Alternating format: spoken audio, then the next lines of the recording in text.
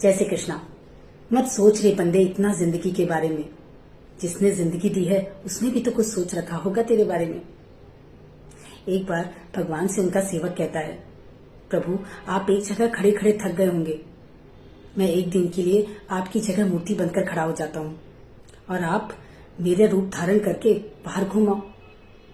भगवान मान जाते हैं, लेकिन एक शर्त रखते हैं कि जो भी मंदिर में प्रार्थना करने आए उनकी बस प्रार्थना सुन लेना, कुछ भूलना मत।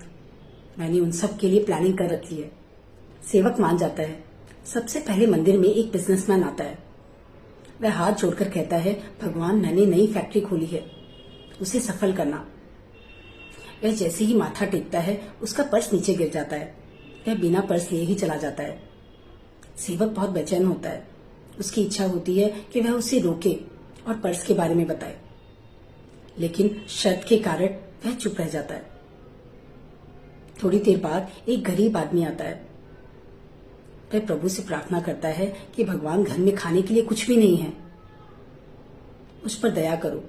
इतने में उसकी नजर उस पर्स पर पड़ती है और वह भगवान का धन्यवाद करके वह पर्स लेकर चला जाता है। फिर एक नाविक आता है। वह हाथ जोड़कर प्रार्थना करता है कि मैं 15 दिनों के लिए जहाज लेकर समुद्र की यात्रा पर जा रहा हूँ, मेरी यात्रा में कोई अड़चन ना आए भगवान। इतने में ही पीछे से बिजनेसमैन पुलिस के साथ वहां पहुंचता है और कहता है कि मेरे बाद यह नाविक आया है, इसी ने मेरा पर्स चुराया है। पुलिस नाविक को ले जा रही होती है, तभी सेवक बोल पड़ता है। पुलिस उस सेवक के कहने पर गरीब आदमी को पकड़कर जेल में बंद कर देती है। रात में जब भगवान आते हैं तो सेवक खुशी खुशी सारा किस्सा उन्हें बताता है। भगवान कहते हैं कि तुमने किसी का काम बनाया नहीं बल्कि बिगाड़ा है। सेवक पूछता है ये कैसे?